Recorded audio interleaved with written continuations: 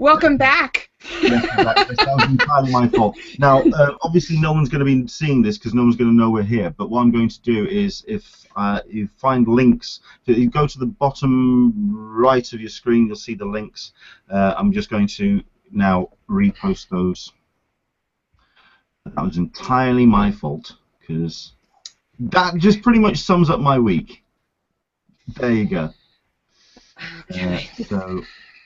So if you want to go to your social medias, just share those links. In fact, what I'm going to do is just create a tweet now with the new updated links. Yes, if you could do that, that would be great. And I will retweet it.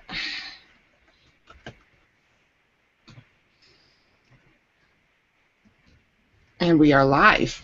Yeah. So, just to continue what we've been saying. We'll let more people join us first. Okay. We'll let everyone catch up. Let me just I'll do these links again. In a second.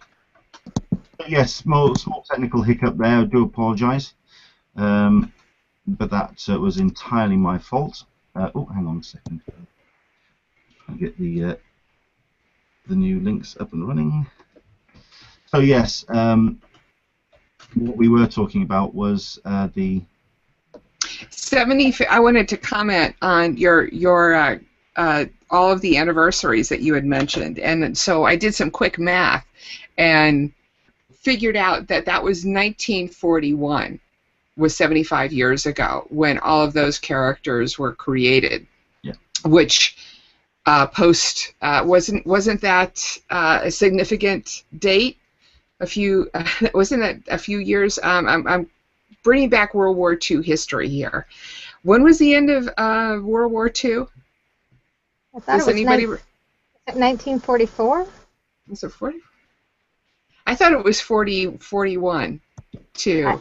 But anyway, it's an interesting correlation about what was going on when all of those really great characters were created. Yeah. And so I am having a hard time getting onto things. So we'll just take a couple of seconds out just to kind of re-invite everybody back into the Hangout. I know we've got a couple of people who are joining us. Apologies for the technical issues there. That was entirely my fault.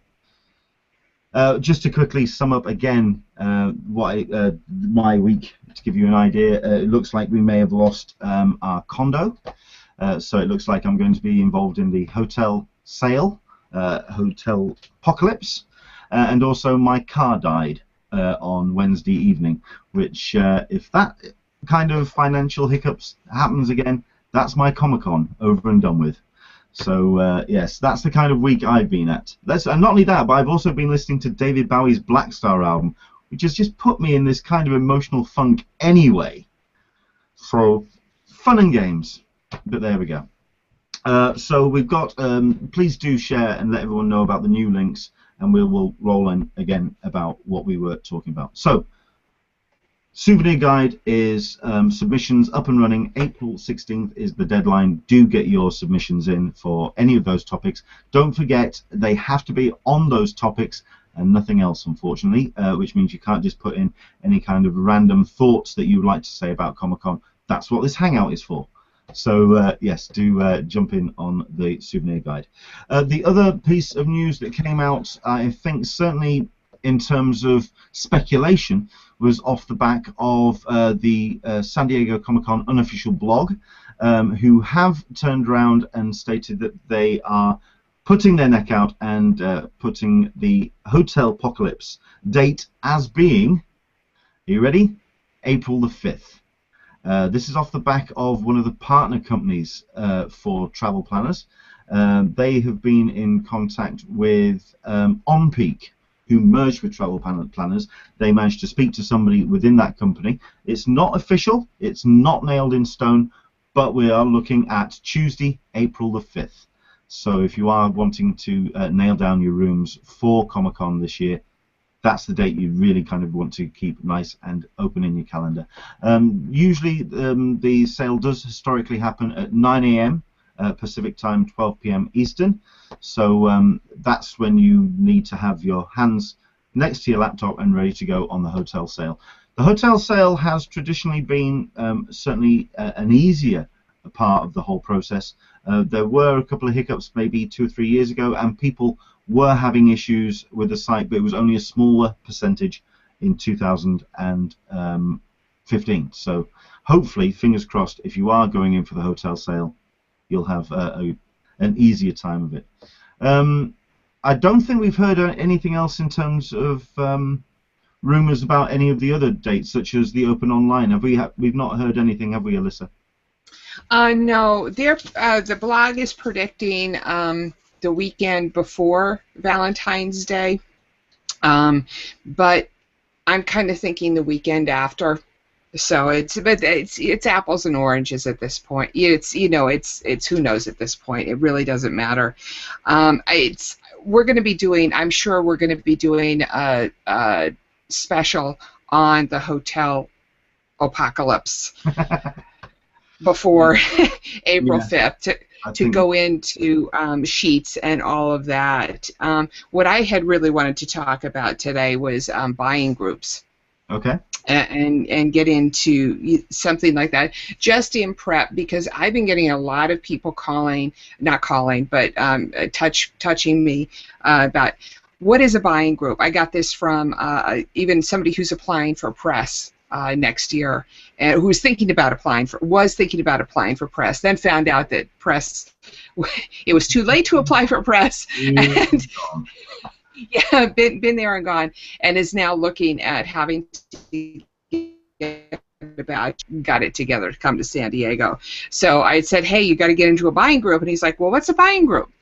So I thought, I'd put the call out amongst my buying group leads, and NCDS Brooklyn was kind enough to jump in and say, hey, I'll talk about buying groups, because all three of us, my buying group started probably in, I want to say 2012, and as a very loose just grouping of people who just wanted to work together to have a better con. And so we just kind of started helping each other. So I call it the proto group. It was before groups were groups. And then we started in on the forum groups, and concurrently, Leonard, your UK group started. And why don't you let me back up just. Why don't you talk about the your UK group for a little bit and how it's structured? Sure. Well, I mean, it was something that I started back about that time, actually, 2012. In terms of the people that were involved in the UK group at that time, which was particularly small. It was about an 80 to 120 member group at that point, and it was more a case of just everyone diving into the pile. We weren't spectacularly organised in that first year, but it was a case of whoever spotted that opening slot to just dive in and help each other out. As the years have progressed, and certainly as I've kind of not so much taken a back seat, but has certainly kind of relinquished control of the group to the moderators and also to other members of the group. Neil Williamson, who I've mentioned enough times on the Hangout, has been the guy that has certainly led the charge when it comes to the UK group. And it is more a case of pulling together the people who are members of the group, members of the UK attendees, and organising them into groups of 4.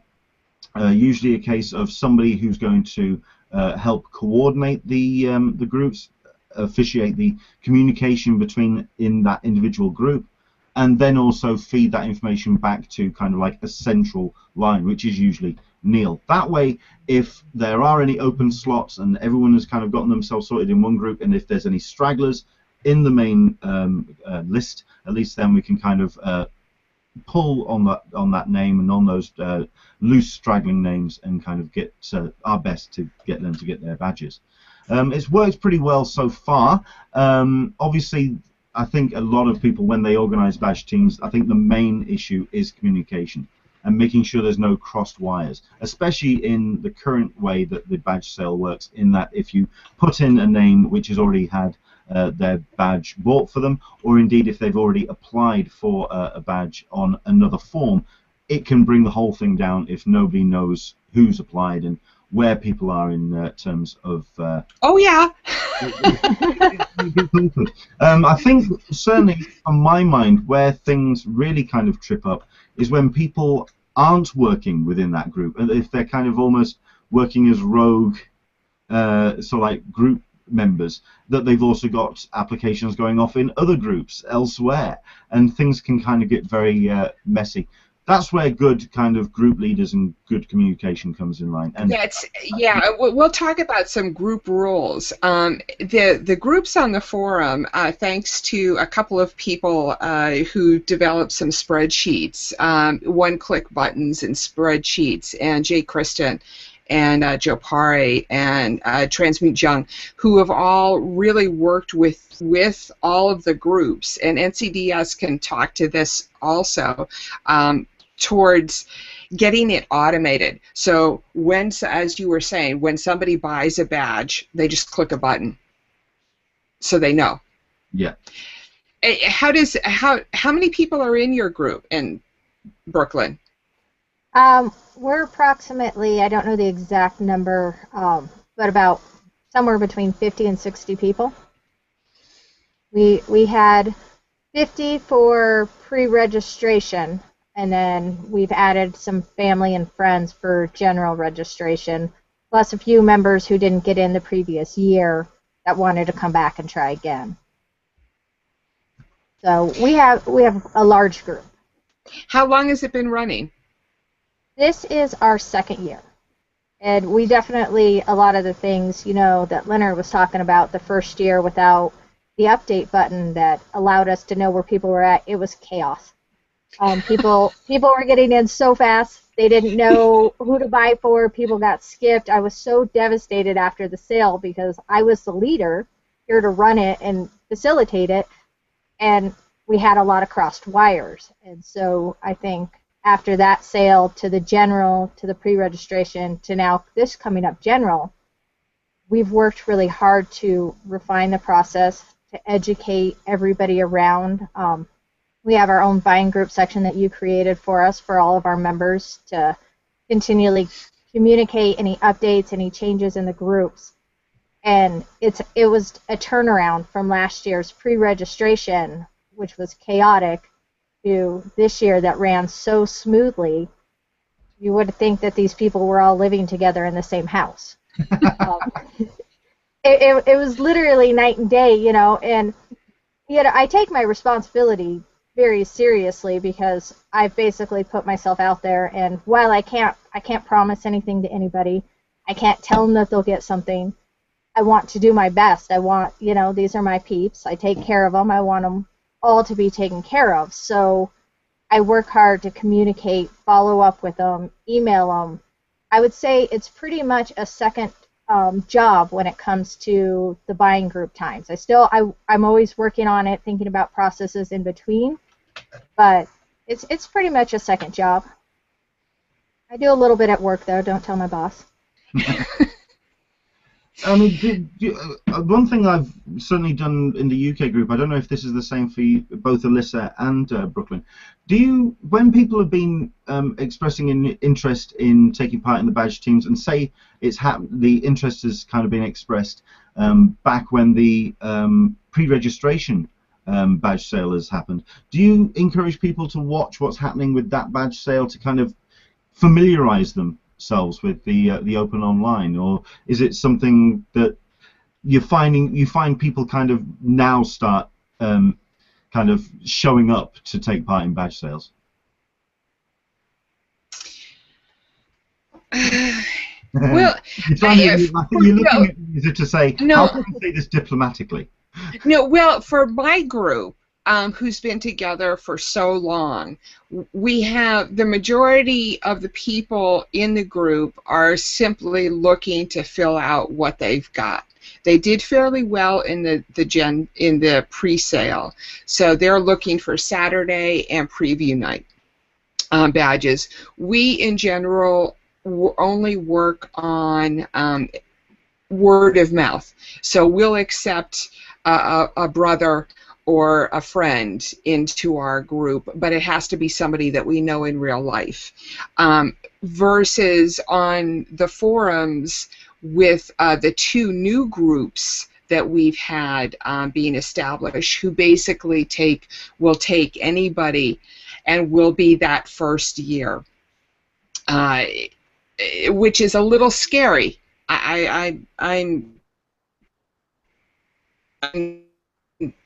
some of the new rules that CCI has put in place, requiring a telephone number and the correct email and a few other things in case of a returned badge, in case something goes wonky. But I think I've addressed your question. I think with NCDS's group, and you can speak to this, Brooklyn. It's since it has been around for a couple of years, I think you guys pretty much are word of mouth too, right? Yeah, we've switched to word of mouth. When I was accepting new members off the forum, usually when they'd reach out to me, I would write back to them, you do know that you're agreeing to do, such and such and such. You're agreeing to buy for other people and things like that. I had people contacting me that were like, oh, this group isn't just to buy me badges. And I was like, no. Did you read the post at the beginning? So I found, for me, when people reached out to me with interest, I needed to restate everything that we had already stated on the forum and to make sure that they understood that that's what they were signing up for. And so that's pretty much how I kind of got them on board. Once they were on board with that, I usually send them the registration, the pre-registration link, I think it was 2 years ago, that Comic-Con put up when they changed to the lottery system. And I encourage them to watch that so that they understand what it's going to be like when they get in. Because I know, because I do this, I get a ball of nerves. I'm just, crazy the morning of, so nervous, am I going to get my badge, am I not? That, when they get in, they're so excited that they forget everything that they've prepared for. So I try and reinforce everything in order to make it a little bit easier, hopefully, when they get in. Do you find that people generally follow the rules in your group since they've been together for so long? We have had to weed some people out, unfortunately. Majority do, and if we decide that a rule wasn't quite working, and I talk to them and we change the rule, I haven't had any people, resist that. In fact, generally they're for the rule. They're like, yeah. For instance, we didn't stress that you couldn't work with other people outside the group to begin with.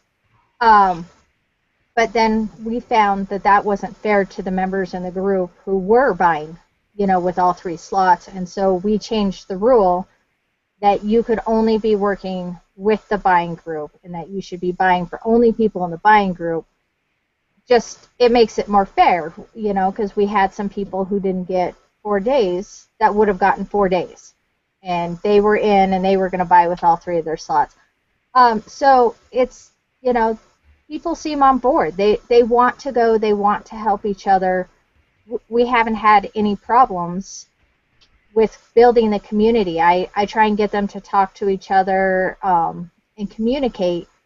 And, when one person bought for somebody last year and then they come back, they've built a little friendship now. They're like, oh, yeah, that person took care of me, and, oh, I took care of this person. And so slowly we're building trust. Unfortunately, we had to weed some people out that weren't up to that challenge. But the people who are staying and, reading my 12-page material on what they need to do, yes, it's 12 pages, they really are, they're building a friendship. And I didn't realize when I stepped up to be a group leader the connection and the bond that I would be building with everybody in the group. And, now we're writing each other on the side, oh, I saw this and I thought you'd like it, or, oh, how are you doing, and things like that. So slowly, I think, we'll be where your group is in a few years because people will have really bonded and had more situations. I'm hoping they'll do some meetups at con and kind of meet each other there also. Mm-hmm. I'm really fascinated by the idea that the pair of you it does sound very much like you've created this community in previous years. It does seem like when you're very, very selective when it comes to new members, and indeed you don't actively kind of look for new members. You kind of very much look for the core team that you had when you created the badge teams. What's your take on people who are wanting to come to Comic-Con for the first time and wanting to come into badge teams? Where would you suggest the best place to start for newcomers, and also how welcoming are you for such people? If somebody doesn't know somebody who's already in a group, like I probably will end up helping my buddy, who I'm going to be helping a couple of people this year who've never been to San Diego before, because I trust them, and I take the responsibility in case they bag out and don't pay somebody. I will vouch for them. If you don't know somebody like that, then your only real option is to get into one of the new groups. And that's going to be you're going to have to keep your eyes open. You don't do anything that you don't feel comfortable with. But know that there are methods in place to protect your money and protect your information, so that if the worst does happen, you may be out $200. I know it's a lot of money, but it's not horrendous. I think I'd be more disappointed if I wasn't able to get to San Diego than being out $200. Fair enough. So, I think that's the best way of going. You're taking a chance, but by taking this chance of a buying group, you are getting so much in return that it's worth the risk.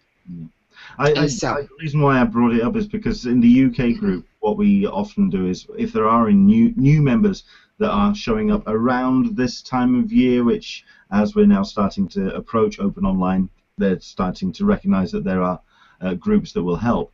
What we often do is we don't call them kind of like the bucket groups, as it were, but they are certainly groups of the new members, because at least then we can talk to them, or we can guide them, we can support them. But we also look at the other groups as well. There are a number of the groups in the UK attendees where they will actually say, okay, the 4th slot will be for a newbie. We'll let them in. We'll help them out, and we welcome them into the community that way. It's certainly something that has been, like you say, it helps with bonding and setting up that community when you welcome people along, and it also helps when you have people who have done it before who can sort of guide them and help them out. A couple of mentions on the Q&A, certainly from Janine Licaro. Hello, Janine. Watching us. I've been with Buying Group 2 for 3 years now, and we were all strangers within the group when the group was organised, but have become very good friends and try to meet up at other cons as well. We have a Facebook page and communicate that way too. Ours is a closed group, but we've added a couple of family members, but that was only after a vote of the current members. Oh. Wow. I've just got this kind of this owl court sort of like picture where everyone's sort of like just above them and just sort of like judging and just okay kind of now, what's your talent portion, please, if you want. Absolutely. Well, it's hard because you when you have a community of people that know each other so well, and that's what we're the proto group that I help with initially is you don't want to let somebody in who you don't trust. So you really kind of have to get to know them before you trust them, but the flip side of that is if you don't let new people in, what could happen is that they're by attrition, there's fewer and fewer people. What we currently find with the proto group is that there's perhaps 30 people in our group now. We had a group that was much larger, in probably in the 50 range. 50 people, and it's due to a number of reasons. People have just left the group because they aren't going to San Diego anymore. I think so that's one of the things as well, because it's certainly from the UK group perspective as well, and we're discovering this with the actual group itself, that people can't afford to they kind of approach San Diego Comic-Con as that once in a lifetime. Okay, this is my bucket list thing. This is what I want to do. I get to do this once. At which point we then get addicted, and we then wreck ourselves financially doing this on a regular basis. Let's see the comments that have come in. We've got ourselves the Geek Uprising. Hello there. I love having a group. It's stressful, but you do have the camaraderie of each other, even though you are yelling your heads off at each other with beatings. Which I'm seeing some great smiles of recognition there. Oh, when our group first started, we used Facebook chat, and that was our way of communicating during the sales. So we would just be shouting, "I need a badge! I need a badge! I need a badge!" Oh, it was hellacious, and thank God for the spreadsheets. That's all I can say. And you found a way to combat that with the small 4-person groups, which makes an awful lot of sense too. I just worry that only in a 4-person group that somebody wouldn't get in. Yeah, it does get a bit awkward, especially when the great thing about the 4-person group is it kind of allows tight control. But it's when you do have that point where, like you say, you have a spreadsheet to hand, and you know that the group turns around and says, "Okay, we're not in yet." A group further up, they have managed to get in. They've managed to get themselves sorted. We know where everyone is, and we can kind of work in it from there. We've got ourselves Carol Hansen. Got badges on my own for the first 2 years, but I wouldn't have a badge this year if I hadn't joined SDCC Got Girls group. Nice. She's a legend. She's something else. Fans. Janine Lucaro again. You don't want to get too many members. So far, for all 3 pre-reg sales, all 30+ members have been able to get 4-day badges. So the group leader doesn't want the group to get too large. So understandable statement. Well, it's hard to manage, and I think that some of the things, and NCDS, you can speak to this. Some of you mentioned that you had 12 pages of rules. I was just going to say, was that sarcasm or is that an actual document? I have I call it the buying group's guidelines. So it's not 12 pages of strictly rules. It starts off who is the leader, and then co-leaders. I have 2 people who kind of help me. I have one that proofreads because I'm horrible at grammar, or they help me make decisions when we have a colorful situation. Just I want to make sure that I'm coming at it at the right angle. And then what are you agreeing to? It does a little bit of math to show them if you have 2 people in the group, you're agreeing to buy 6 badges. If you're adding 3 people in the group, then you're agreeing to buy 9 badges if all links get in. So it just kind of walks them through step by step. From beginning, I tried to think of every question that any person could have. And throughout it has the rules too. You must only be working with people in the buying group, which is where group 2 isn't letting people in. Because I've made that rule, I also have to think about, well, if so-and-so wants to add their wife or their, child or things like that, nobody wants to go to Comic-Con alone. So I have to make allowances if I only want people working in the group or those people that they want to share their con with. And things like that I have to think about. But yeah, so it walks it all the way through, and it addresses a few things like hotels and different things like that. Because to me, being a group leader, first of all, I always need to be a step ahead so that I'm not trying to get everything together the week of the sale. Like, oh no, they just announced it. So I'm set. They can announce, general anytime, and I can walk into it and we can do it. But yeah, because I found people don't just come to me about that. People come to me about other questions about the con. I had a guy who didn't get his barcode and came to me and asked, how do I, get my barcode again? I gave him the email and everything. So I try and facilitate helping them overall preparing to get to the con in this FAQ. But a lot of it is rules, probably at least 5 pages. Fair enough. Okay, I mean, if we're going to wrap up this particular topic, and trust me, over the next couple of weeks, we'll be returning to badge sales and badge teaming over the next couple of weeks. If, say, someone is coming at this completely fresh, where would you recommend the first place that they should go? We'll start with Alyssa. Someone... Oh. Firstly... Oh, okay. Just point them in her direction, yes? Well, my view, I do the overall forum, and I try, like Brooklyn was saying, I try and be forward thinking, but I'm up here, I'm at the very top and trying to think of, okay, how are we going to manage all of our resources? And my buying group is so small, it's secondary. So I think Brooklyn can speak to how a newbie would join a group better. Okay, someone came to you via social media, whichever way they came to you. Brooklyn, if you pointed them in one direction, where would you send them to? I always send them to the forum. I copy and paste. I've had quite a few people, including my Starbucks barista, ask me how to get in. So, yeah, I have, I list out getting the member ID and everything, and I give them a simple viewpoint of the buying group, and I send them the link to the open group posting on the forum, and that's where I send them.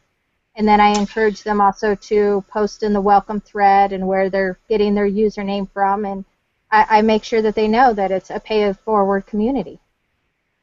But if somebody, say, a brother of a good member of your buying group came and needed to be educated. Oh, yeah. Then we usually bring them into our group. But I still encourage them to get on the forum because we have our hangout there, and that's where I post a lot of things. But yeah, if it's the brother of a buying group member, then we usually assimilate them into our group. We've discussed if we get too big, we might have to, my second command and I, kind of split the group into 2 at that point if we start to grow beyond our capacity. Okay. How do you find educating people? That's hard.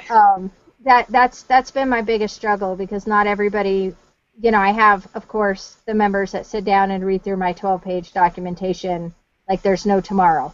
And I appreciate that. Everybody in my group, please go read it. But, educating, everybody learns in a different fashion, and everybody looks at things in a different way. And so I have to remember that. Some people get by reading every detail. I think the 3 of us probably like that. We read it all the way through the website. We look at everything that they post, and we make sure we have as much information. But there's also people who don't do that. So I do it through emails. The sale's coming up. Here's a few bullet points that you need to know. A little closer to the sale, hey, okay, they've announced the sale. Here's a few bullet points that you need to know. And I summarize when it gets closer to the sale and kind of focus on the key points that they need to know for the sale. Mm-hmm. That makes sense. Certainly, one thing that you mentioned a little bit earlier is for people to get familiar with the process. The video that you mentioned, while being pulled from YouTube, thanks to the delightful downvoting system of YouTube, which managed to have that video pulled. Thank you so much indeed for that, YouTube. That video is actually available on Vimeo. I'm certain that myself and Alyssa will dig that link up and we'll post that at some point so at least more people can see it. Because the more familiar you are with the process of the badge sale, the easier it is going to go. There actually is a link on my forum that says basically, and I'm going to actually read it to people so that when they go, it's in the SDCC registration and badges forum on my larger forum, and it says how to get a member ID and buy a badge for 2016. Look for that.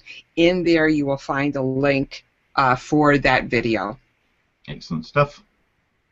Brilliant. So there we go. We will be, of course, covering more about the badge sale as we get closer, but the educated guess is we're talking middle of February, and let's fingers crossed that we get that date sooner rather than later.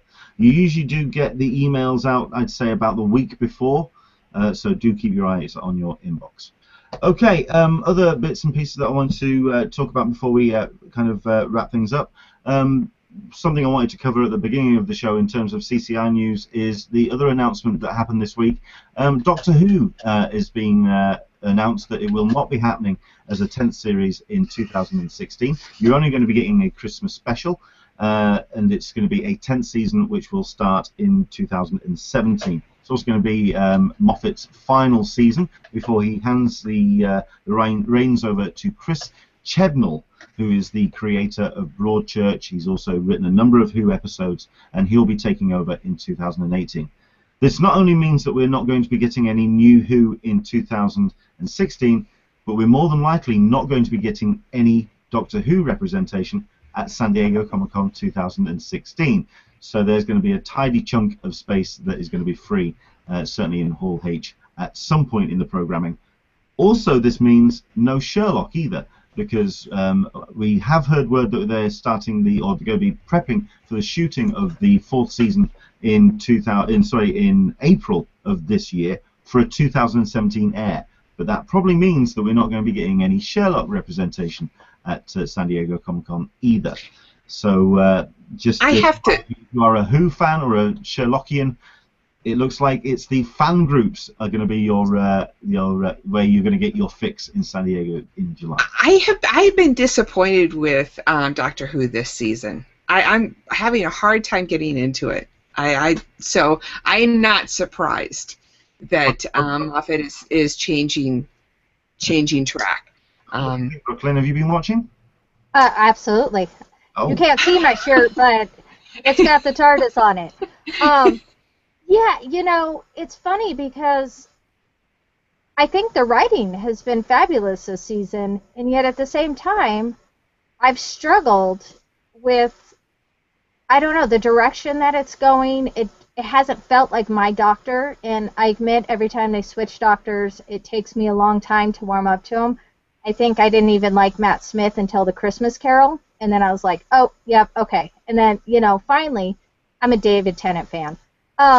But I think it's time for Moffat to step away. I think that he's built us a beautiful world. I've loved how they've revamped Doctor Who, but I think it's gotten a little stagnant, and it's time for him to walk away and maybe give me some more Torchwood. Well, I've kind of felt it's very much a case of what we're seeing is a mid-40s, early 50s fan Doctor Who, in that he's written it very much kind of like for his older generation.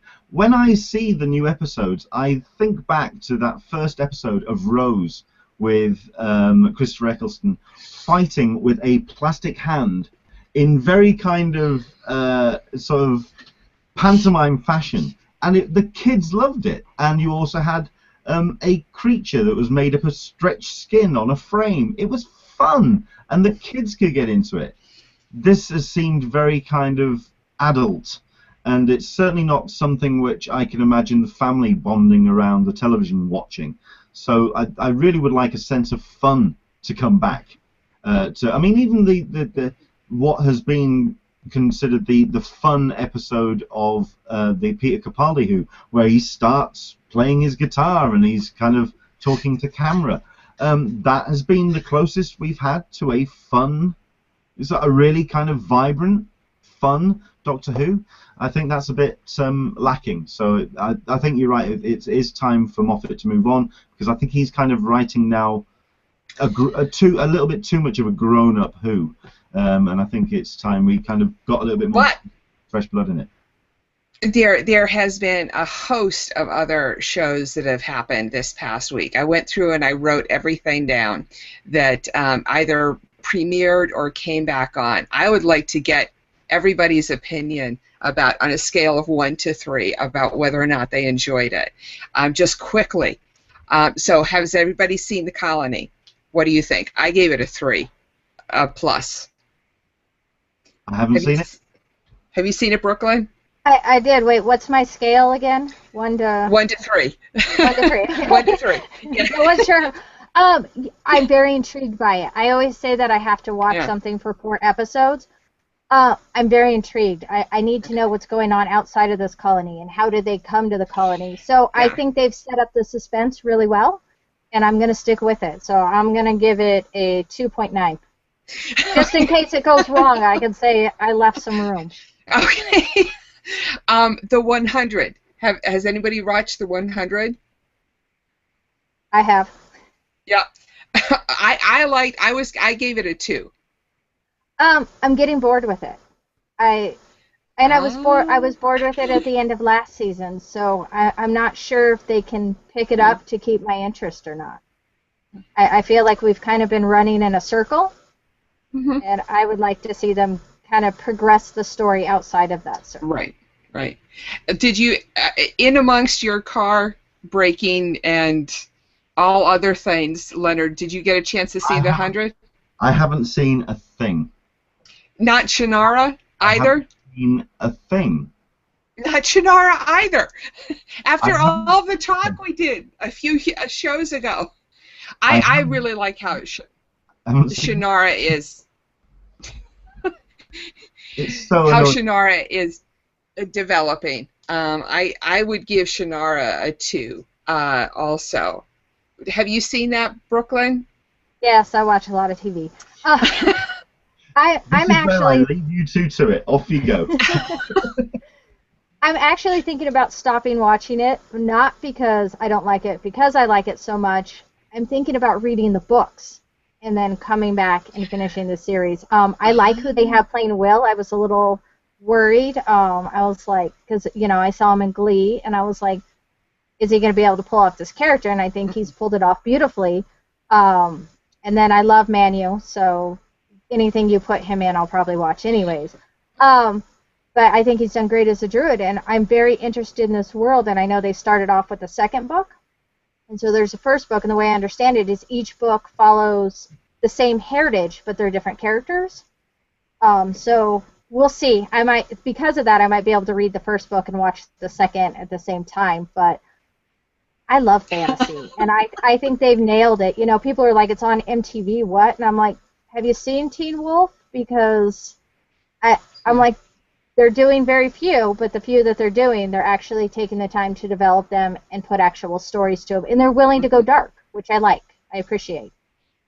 Okay, but then you always have to, you can just respond with the 2 words, Scream Queens. Which they did do that. Okay. Everybody's got to fail somewhere. I've had some failures in life. Yeah, that was torture, wasn't it? That was. Do we have a -100 on this scale? Maybe a -200. Sure. That was torture. Such talent and just all wasted. I get that they were trying to do the fun campy, and maybe they should have watched Evil Dead 2 so they could have figured out how it's done right. Because they just failed. Fair enough. We've got a couple of comments that are coming in on the Q&A. Chris Haggish is watching. Hello, Chris. How are you, sir? Hope you're well. The 100 is great. That's all he says. The man of few words. We like Chris. Likewise, a few words in terms of Colony. I've got Jim Watari who's just saying Colony 3. So there you go. I think he's just saying, there you go. Yeah. There's his voting on that one. We've also got Janine Licaro who's asking, how about Legends of Tomorrow? Now, I haven't seen this yet. I'm going to be putting some time aside tomorrow. That was the next one on my list. I was going to get to that. Go for it. I enjoyed it. I think the best quote somebody said that, so this isn't an original quote, it was like Doctor Who meets Super Friends. which I liked that little, the mashup of the two worlds. So I gave Legends a 2, primarily because I'm not a huge DC fan. But I'd say 2.5. I loved it. You're right, it was fun. Kind of going back to the Doctor Who, how Doctor Who's kind of lost that fun. It looks like they're going to keep that fun campy. I worry because it's time travel. And while Doctor Who has managed to pull it off, I feel like it can be the biggest downfall. It's so hard to write time travel and to follow it through consistently. And because it's a spin-off of Flash and Arrow, consistency is a key in it. Doctor Who's they don't tell us how the TARDIS works, so it just works. Consistency has never been their key, right? So they have some consistency, some not. But I think they've set it up to where they want it to be realistic and they want it to be consistent while being fun at the same time. And so I'm going to keep my fingers crossed and hope that they pull it off. Okay. Jim Watari giving Legends of Tomorrow 2-ish. That's very woolly there, sir. What did people think about the season premiere, not season, but winter premiere of Arrow? I kind of was meh about it. I don't know. I don't know why it struck me that way. I usually like Arrow, too. So I only gave that a 1. Maybe I'm being harsh. What do you think, Brooklyn? I think it's a setup episode, and I think setup episodes are always lower on the scale when you watch through. Unfortunately, they're necessary. So I agree with you. They didn't come back with a punch. They kind of came back with, okay, we're going to start building another story. We're going to start kind of going. And, I mean, they've been building it since the beginning of the season, but it was a setup episode. So I agree. It was kind of, let's get through some necessary material. Agents of Carter. I gave this a 3. Oh, I'd give it a 5. Yeah. I keep breaking your scale. I'm sorry. No, I love it's it. fine. I love it. It's okay. Alyssa keeps breaking the titles of the thing. So Agent Carter. Agents of Carter. That's right, sorry. No, we want what? No, we want loads of Carters. Totally. I think that might have been a dream I had. Oh. That might have been something else. Moving right along. I loved it. Loved the love interest. Loved the black in the 1940s feel, problems with Agent Carter. If you haven't seen it, Leonard, just watch it. I know. Before the next show. No, well, that's I'm trying to decide whether to source that from nefarious means, or the good news about Agent Carter and indeed Legends of Tomorrow, they're actually starting to get brought over to the UK not that far away, actually. I think Agent Carter starts about 2nd or 3rd week in February, so I'm just wondering whether to hold off or actually just kind of be a little bit naughty and source it from elsewhere. That was pretty much those. I'm sorry, Brooklyn, did you want to talk about Agents of Carter, because you always have good things to say? I want her to play the Doctor. I'm ready for a female Doctor, and I think she would nail it. I think she's done fabulous. I mean, talk about, we always talk about writing a strong female character, and they've nailed it. But I think she has the acting ability. I think she would be fabulous as the Doctor. So whoever's taken over, it's the guy who did Broadchurch, right? Yep. Listen to me, and let's get a female Doctor out there. Well, 2018, it could be your year. Who knows? So this week coming up, we have X-Files, Lucifer, Magicians, Supernatural, You Think Me, You, Me and the Apocalypse, Vampire Diaries, Originals, and Grimm. All either coming back or premiere episodes. So make sure your DVRs are set up properly for all of that. The one out of that little lot that I'm very interested to see is Lucifer, because the promos I've seen for that are just hilarious, and I am up for that. So yes, very much up for Lucifer. If they can keep the tongue-in-cheek going. Yes, I That would agree. be good. Yeah. Have you seen anything on that, Brooklyn? Yeah, I've watched the first few episodes of Lucifer. It's one that I'm hoping they'll go darker on. Mm-hmm. I love my fun and my childish ones, but I also, that's a story that you can bring a lot of depth in. And so I'm hoping that they don't just kind of keep it plateau and that they really dig into the mentality and the depth of this character. I think there's a lot of potential there. I'm just worried that, they get too scared it won't apply to the masses, and then they'll lose their opportunity sometimes. So my fingers are crossed they don't do that.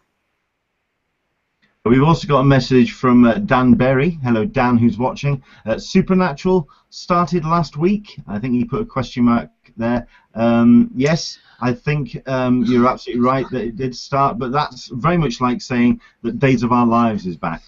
It's a soap opera. It's back. Who knows if anyone... Is anyone actually still watching Supernatural? I watch it. I think there's... I love it. It's so much fun, and the guys are so hot. I'm not going to lie, that's a lot of it. I started watching it. They have had some really bad points that I'm like, how do you keep getting renewed? But it's because people like me keep wanting to stare at those boys. But it's also, have you ever caught a panel at Comic-Con? They are so much fun. Their personality is very infectious with they're playing around, they're joking, they're so happy with their jobs that you just can't help but support them. I want to support them. I'm like, you guys are so happy, and they really play to the crowd, and I appreciate people who are in that position, that job, and I know it sucks to have people at you 24/7 to kind of embrace it and really make it part of their career versus trying to hide away from it. And so yeah, I'll support it until it dies, or if it turns into Days of Our Lives, which is on what, like 200 years? If I can live that long, I'll keep watching it. Well, I mean, when I said if anyone's watching it, this is where I'm now going to get completely slammed on my social media, because I know that people are watching it. It's just that the audience has gotten... It's a little bit like getting drinks concentrate. The water has now vanished, and you're now left with the very syrupy... the very thick, strong, very intense kind of feeling. That's the fandom for me for Supernatural. They're very, very intense. So I usually, when someone says they're a Supernatural fan, I usually back away a good half foot just to give myself a little bit of distance, just in case they really want to tell me how much of a Supernatural fan they are. So that's my take on it. So. One quick question. Has anybody out there seen Dark Net on Showtime? This is a show that I'm intrigued by. Once or twice, but that's about it. Yeah, I can finally say I haven't watched something. Well, it's Showtime. I don't pay for the premium channel, so that's a show that if you do get it, I'd be interested in hearing about that. If you could post, that would be wonderful. And that would be wonderful. Cool. Right, I think we can wrap it up there then. So yeah, do keep your eyes on your DVR, and if there's anything that you have spotted, do let us know on the hashtag #CupOTSDCC and also in the comments below as well. Do let us know what you've been thinking about the programs that have been coming up, and also whether you would like to see panels for them at San Diego Comic-Con this July. I'd like to thank my guests. Of course, I'd like to thank Alyssa for joining us. Where can people find you, Alyssa? On the forum, PM me on the forum. My handle is Alyssa, and it's Friends of CCI, friendsofcc.com/forum. By July, Alyssa will get that URL right. Okay, friendsofcci.com. And I'm guessing that's where people can find you as well, Brooklyn. That's exactly where they can find me. What's the... I'm under NCDS. Say that again? NCDS. It actually stands for No Coast Death Squad, if that helps people remember. It's a joke. It's not real. Excellent stuff. Are you on any other social media, or is the forum probably the best way to get hold of you? The forum's probably the best way. I actually had to reset my password to log into Twitter today. I use it for con. It's a great resource when con comes up. I tend to ignore it for the rest of the year. Fair enough. Okay, well in that case you won't be seeing any of my tweets, which is at Englishman SDCC on the Twitter. You can also find me at Google+, google.com/+symbol and Englishman in San Diego, and EnglishmanInSanDiego.com. Pretty much if you just type in Englishman in San Diego on Google, you'll find me. I'm around. I'd like to thank everyone for joining us, and indeed I'd like to apologise once again for the technical hiccup for necessitating me restarting the Hangout. Thank you very much indeed for bearing with us on that. I am going to be getting the audio up for this. It's probably going to be a couple of days now, with me re-editing this, but we'll get that up in the next couple of days. Please do subscribe and comment, and let us know what you're thinking on the iTunes account on the podcast, because at least then it will allow us to let more people know that we're here each and every Sunday, and we will be back next week. Thank you very much indeed for joining us. Hopefully we've got ourselves a special guest next week. Can you tell us a little bit about that, Alyssa? I am hoping that we will have Jay from Investing Comics. He was on our SDCC, CGC, Comic Graders, CGC, Comic Graders Comics. I don't know what CGC stands for. I forget. But he was on that show. We did a few. Yeah, a few months ago. So we'll hopefully have a comics-focused show for you next week. Of course, wrapping up television and news. Excellent. Also, just to let you know, we have heard word as well that we will be joined again by our good friends at Funko. Cameron's going to be joining us, and he's also going to be bringing Yoko along as well to talk about what they've got planned for C2E2 and also for WonderCon. Obviously, we've got that on the way as well, so we will be dedicating a show to WonderCon in the next couple of weeks.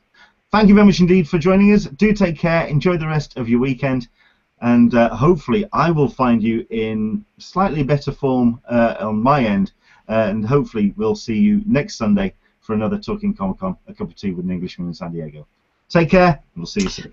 Bye-bye. Bye. Oh, stay here, Brooke.